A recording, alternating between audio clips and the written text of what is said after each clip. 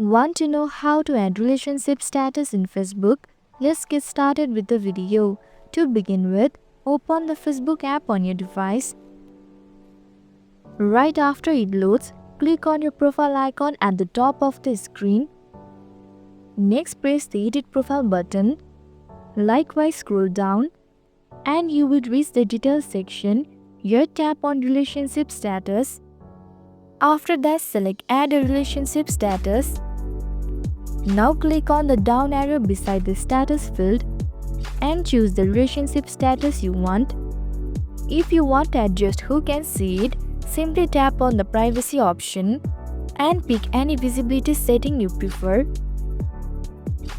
Lastly, hit the save button at the bottom of the screen and your relationship status will now be updated. And that's it. If this video was helpful, don't forget to subscribe to our channel for more tips and tricks.